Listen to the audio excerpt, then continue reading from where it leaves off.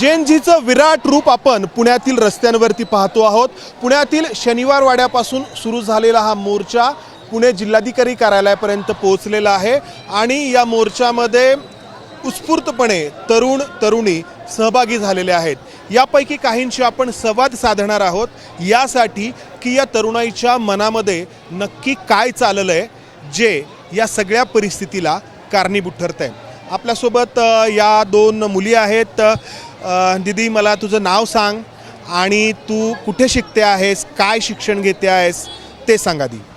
माझं नाव पल्लवी मुंडे आहे आणि मी पुण्यातलीच आहे आणि मी आता 12th दिली. मी कॉमर्स स्टुडंट आहे, बट मी ह्या प्रोटेस्टमध्ये सपोर्ट नीटच्या स्टुडंट्सला करायला आले बिकॉज जे पण झालं ते खूप चुकीचं होतं आणि आय थिंक जेवढे नीटचे स्टुडंट्स आहेत त्यांना जस्टिस पाहिजे, त्यांना झालंच पाहिजे जस्टिस बिकॉज हे जेवढं पण काय 12वीची परीक्षा देऊन आता फर्स्ट इयर करते आहे. हां म्हणजे जाते फर्स्ट इयरला जाणार आहे आता. गेली असते.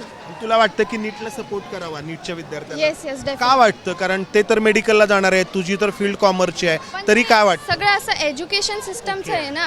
Like it's not about just NEET, it's about each and every education system. फक्त नीटचं असतं तर असं पण नाही, तरी पण आलोच. काय प्रॉब्लेम झालाय आपल्या एज्युकेशन सिस्टीममध्ये? जे पेपर लीक आहे आता सध्या, तर पेपर लीकचं बोलू आपण. तर पेपर लीक तर आय डोंट थिंक सो. ते त्यांना त्याची अकाउंटेबिलिटी घ्यायला पाहिजे. त्यांनी रेझिग्नेशन देणं ते जरुरी आहे आता बिकॉज ते अकाउंटेबिलिटी घेतच नाही. आतापर्यंत त्यांनी समोर येऊन काही बोललं नाही आहे ह्याच्याबद्दल. पण इवन मोदीजींनी काल बोलले, एवढ्या दिवसांनंतर ते लोक आले. आधी दखल पहले इसका कॉग्निजेंस लेना चाहिए था जो अब ले जा रहा है, ऐसा ही सब बोला. हाँ एग्जैक्टली, पहले ही लेना चाहिए था इतने टाइम बाद. एंड ऊपर से दिल्ली में जो हुआ, इतना कुछ हुआ दिल्ली में, जंतर मंतर में इतने लोगों को पीटा एंड देन दैट वाज really injustice. That was not acceptable. End ऊपर से नॉट ओनली बहुत सारे लोग एंड हमारे फ्रेंड्स भी तो है नीट पेपर दिया है and I was going to give NEET but मैंने नहीं दिया, थैंक गॉड. और फिर इतना इनजस्टिस हो रहा है, this is so wrong. I think कि इनको रिज़ाइन करना ही चाहिए. उन्होंने that was not at all acceptable. I don't think so. कोई भी इतना बेरहम होना चाहिए मारने के टाइम पे भी because they put it like nails in that sticks. End school में अलाउड नहीं है मारना, ऐसे गवर्नमेंट ने बोला, बट इधर इतना मार रहे हैं. मला तुला प्रश्न विचारायचा आहे. तुम्ही जेनझी आहात, तर तुम्ही जेनझी म्हणजे तू काय विचार करते? तू नक्की काय आहात तुम्ही? काय फरक वाटतो तुम्हाला स्वतःमध्ये आणि तुमच्या आधीची जी पिढी आमची त्याच्यामध्ये?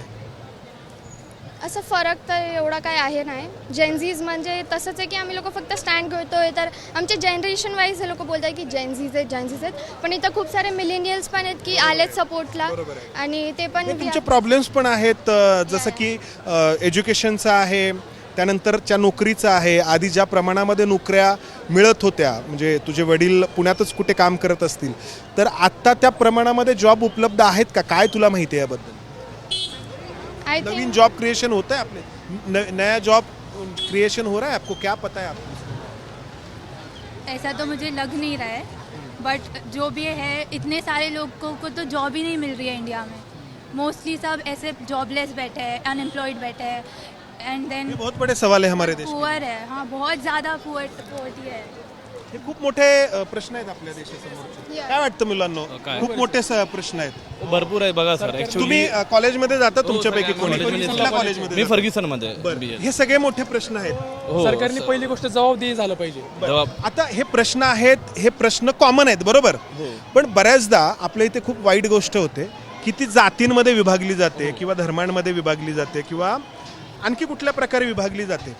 आता हे जे काही आपण पाहतो आहोत याला कुठेही अशी किनार नाही आहे सुदैवाने. म्हणजे दिल्लीमधला असेल आंदोलन किंवा हे असेल, तर हे होणारच नाही असं नाही पुढे जाऊन. म्हणजे तर याबद्दल काय वाटतं तुम्हाला? म्हणजे हे प्रश्न सगळ्यांचे कॉमन आहेत. अगदी खड्डे जरी असतील रस्त्यावरचे, ते सगळ्यांना एकसारखाच त्रास देतात. हो ॲक्च्युली सर बघा कसं आहे, एक एज्युकेशन मिनिस्टर हा शिक्षक असावा, एक डॉक्टर हा हेल्थ मिनिस्टर असावा, एक स्पोर्ट पर्सन एक स्पोर्ट मिनिस्टर असावा. पण त्या व्यक्तीने त्या व्यक्तीने काम केलं आहे, त्यांनी एक्सपिरियन्स आहे, त्या व्यक्तीला तुम्ही चान्स दिला तर बेटर होऊन जाईल. उत्तर द्यायला गेलं तर तुम्ही सर्वात पहिलं विचारलं की बाबा हे प्रोटेस्टला दुसरं कुठली किनार लागू शकते का? मला असं वाटतं की या प्रोटेस्टची सुरुवात मुलांच्या प्रश्नांपासून सुरू झाली. हा प्रोटेस्ट कुठल्याही राजकीय पक्षाचा नाही, कुठल्याही धर्माचा नाही. म्हणून मला वाटतं की तीच फक्त योजना पुढे गेली पाहिजे. त्याच्यातून कुठेतरी सरकारने लक्ष दिलं पाहिजे आणि सरकारने याला फक्त जबाबदेही झालं पाहिजे. तू काय शिकतोस? मी आत्ता 12वी झाली माझी कुठे KHS मधून. आता काय करतो? मी आत्ता माझी JEE झाली आणि आता मी कॉलेज शोधतोय. काय तुला एकूण आजूबाजूच्या परिस्थितीबद्दल वाटतं? आकलन काय आहे तुमचं? म्हणजे शिक्षणाबद्दलचं, शिक्षणानंतरच्या ज्या नोकऱ्या आहेत त्याबद्दलचं, जॉब क्रिएशन होतंय आपल्याकडे आधी जसं होत होतं? म्हणजे आता पुण्याचा जर विचार केला तर खूप मोठी इंडस्ट्री पुण्याच्या भोवताली उभा राहिली आहे. फक्त ITच नाही आहे, चाकण आहे, रांजणगाव आहे, ॲटोमोबाईल हब आहे. पण गेल्या काही काळामध्ये त्या ठिकाणी नवीन अशा काही इन्व्हेस्टमेंट येत मी आलो एक मिनटं. तर तुमचं आकलन काय आहे या सगळ्याबद्दलचं? जॉब तुझं काय, तुला करिअर करायचं डोक्यात आहे? मला इंजिनियर बनायचं होतं, पण मी बघितलं डॉक्टर. आपल्याला नंतर डॉक्टरकडेच जायचं आणि डॉक्टरकडून हे घ्यायचं, इलाज घ्यायचा. जर डॉक्टरच चांगले नसतील तर आपण काय करणार आहे पुढे? आता लीक झाले पेपर, जर आला कोणतरी त्याला काहीच येत नाही आहे आणि तो आपलं हे करायला लागला तर काय करणार? हे जे पोस्टर्स आहेत ते बरेच आक्षेपार्ह आहेत, पण हे आहेत. आणि या मुलांनी कुणी तयार केलेत तुमच्यापैकी? कसं आहे कोणी तयार छोटा केलेत? मी अच्छा, तू तयार केले? हो. तू कितवीला आहेस? 9वी. आणि काय नाव आहे तुझं? हादी आधी अब्दुल हादी अच्छा, इरफान चौहान. अच्छा. तर हे तू तयार केलंय स्वतः? हो. किती वेळ केलाय सर? 10-15 मिनिटं. 15 मिनिट. इतक्या कमी वेळात त्यांनी ते तयार केलं. तू काय करतेस, कुठे शिकतेस तू? ग्रॅज्युएशन कम्प्लिटेड आहे बट गव्हर्नमेंट एक्झाम द्यायचा विचार करत होते but I drop out because MPSC UPSC? नाही पोलीससाठी ट्रायच करत होते like Delhi police and all but तिथले पोलीस बघूनच I drop my plan. Yes, काय करणार आता, हेच सपोर्ट करत नाही आहे. आणि माझं ओपिनियन असं आहे, जर तुम्ही स्टुडंट्सला एक्झाम देऊन एक पदवी देताय लाईक IAS और एनी ऑफिसर, तर जे पॉलिटिशियन्स आहेत त्यांच्यासाठी पण एखादी एक्झाम केली पाहिजे so that they are well educated and they know how we are. हे खूप महत्त्वाचं आहे. आपल्या देशात राजकारणी सोडून प्रत्येकाला त्याची राजकीय जी काही फक्त राजकारणी सोडून प्रत्येकाला त्याची शैक्षणिक पात्रता विचारली जाते. फक्त राजकारण्यांना ते एखाद्या गव्हर्नमेंट एक्झामसाठी कोणती पण एक्झाम असू दे त्यांना स्टुडंट शिकलेले हवे. तर आपण ज्यांना निवडतो जे देश चालवणार आहे त्यांच्यासाठी पण आपण एक्झाम ठेवली पाहिजे. तर दॅट्स माय पर्सनल ओपिनियन. दीदी इकडे नाही. कॉलेजमध्ये जातात तुम्ही? कोणत्या कॉलेजमध्ये? देसाई. काय शिकतेस तू? BCS. BCS. बर, तुला काय वाटलं इथे यावं? आता स्टुडंटसाठी आले मी तर अच्छा, सपोर्ट सपोर्टसाठी आला. म्हणजे तू नीट देतेच आहे असं नाहीये, पण तुला वाटलं की यायला पाहिजे. म्हणजे काहीतरी प्रॉब्लेम आहे आपल्या एज्युकेशन सिस्टम. येस आहे. काय आहे सांगू शकशील? Uneducated politicians. हा प्रॉब्लेम. येस, हेच मेन प्रॉब्लेम आहे. कारण की ह्यांच्यामुळेच लोक सिलेक्ट होतात. आणि बघा कुठल्या पण एक्झामसाठी जे इंटरव्ह्यू होते त्याच्यासाठी तुम्ही काय म्हणतात इंटरव्ह्यू वेगळं ठेवता राईट. जसं IAS ऑफिसरसाठी UPSC दिल्यानंतर एक स्पेशली इंटरव्ह्यू कंडक्ट केला जातो. बरोबर, इंटरव्ह्यू कंडक्ट केला जातो IAS ऑफिसरसाठी. तसंच एखादा प्राईम मिनिस्टर किंवा प्रेसिडेंट असो किंवा कोणीही असो त्यांच्यासाठी पण इंटरव्ह्यू प्लस एक्झाम कंडक्ट केले पाहिजे. That's my opinion. ही चर्चा आपण करेल तेवढी कमी आहे. मला तुम्हाला विचारायचं की आपल्या आत्ता देशासमोरच्या समस्या प्रमुख तुम्हाला कोणत्या वाटतात आणि त्यावरती उपाय तुम्ही कोणता सांगाल? जे कॉलेजमध्ये शिकतायत अशांनी मला वाटते बोलावं, जे आहे ते. तुम्ही शिकता कॉलेजमध्ये कोणत्या? मी सर आता पुण्यातल्या लॉ कॉलेजला आहे. बरं. आणि आता सर्वात मोठा प्रॉब्लेम तर हा आहे शिक्षण व्यवस्थेतला की ज्या पेपर फुटीचं आणि पेपर लीकचं जे होते आहे.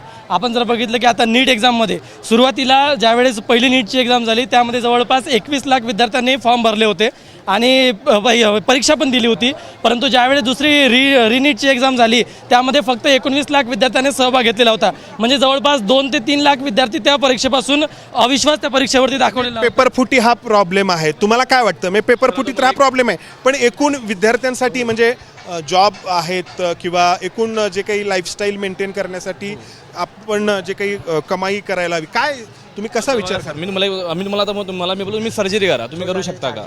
नाही. जर त्या पॉलिटिशियनला त्या मंत्र्याला त्या फील्डचा एक्सपिरियन्सच नाही आहे. आता युनियन मिनिस्टर एक कामगार असेल, त्यांनी चांगला कधी त्यांनी स्ट्रगल केला असेल थोडा, तो त्या पोझिशनला तो बेटर करू शकतो. एक डॉक्टर हेल्थ मिनिस्टर होऊ शकतो, एक स्पोर्ट्स मिनिस्टर. एव्हरी फील्ड ही बेटर होऊ शकते. मला असं वाटतं जो पण मिनिस्टर आहे, जो पण व्यक्तित्व काम करतोय त्या फील्डमध्ये त्यांनी काम केलेलं हवं, त्याला माहीत एक्सपिरियन्स असावा. तू कुठे शिकतोस? मी आता 11वी ते नीटची प्रिपरेशन. काय नाव तुझं? अथर्व कराड माझं नाव. आणि मी आता नीटची प्रिपरेशन करतोय. मला अशी कुठून आलास? पुण्यातून? मी PCMC वरून आलो. अच्छा, पिंपरी चिंचवड मधनं इकडे आलो. हां, मला होप आहे की मी 2 वर्षानंतर जेव्हा पेपर देईल तेव्हा असं काही होऊ नये, मला मेंटल त्रास नाही, 2-2दा पेपर नाही लिहावा लागू. आणि एवढं मोठं पोरांचं अख्खं लाईक पूर्ण त्यांनी 4-4 वर्ष ड्रॉप घेतलेले असतात पोरं, त्यांचं सगळं वेस्ट होऊन जातं एवढं एक्झाममुळे. तुझ्या आधीच्या बॅचच्या मुलांचे बघितलेले हा, मी आहेत बघितलेले आहेत माझ्या आधी. टेन्शन मध्ये आहेत. हां, माझे सिनियर होते असे लोक पण असे फ्रेंड्स बघितलेले आहेत, लाईक सिनियर्स बघितलेले आहेत, ज्यांचा पहिल्या एक्झाममध्ये पेपर निघाला आणि दुसऱ्यामध्ये हार्ड होता पेपर तर निघाला नाही. तू क्या? कुठे शिकतोस? मैं एक्चुअली बानेर में रहता हूँ, 11th स्टैंडर्ड में हूँ, कॉमर्स स्टडी कर रहा हूँ. कॉमर्स स्टडी कर. मैं यहाँ पे एक्चुअली हमारे गवर्नमेंट से लड़ने के लिए सपोर्ट करने के लिए आया हूँ यहाँ पे, क्योंकि और मुझे लगता है हमारी कंट्री में सबसे बड़ी प्रॉब्लम है कि एकता बिल्कुल नहीं है. हाँ, क्योंकि एकता होती किया जाता है ना, एक हाँ, इसलिए नहीं कि वही. कास्ट या फिर सही बात creed है. में या फिर जैसे मैं रीजन आपको में डिवाइड एग्जांपल देता हूँ. अभी दिल्ली में बहुत बड़ा प्रोटेस्ट चल रहा है एजुकेशन सिस्टम के लिए, अकाउंटेबिलिटी के लिए, और अब तो डेमोक्रेसी पे भी बात आ चुकी है वो लाठीचार्ज होने के बाद. जैसे क्योंकि कमर के नीचे ही मारना अलाउड होता है, उन्हें सर तक फोड़ा है बच्चियों का. और तभी भी कुछ लोग ध्यान किस चीज़ पे देते हैं कि किसी ने कमेंट कर दिया सीता के पति बारे में. मुझे ये आपसे पूछना है, मुझे थोड़ा एक्सपीरियंस आप लोगों से इसलिए ज़्यादा है, मैं थोड़ा सा उम्र में. इस तरीके से बहुत बार आंदोलन होते हैं लेकिन इसको डिवाइड किया जाता है अलग अलग.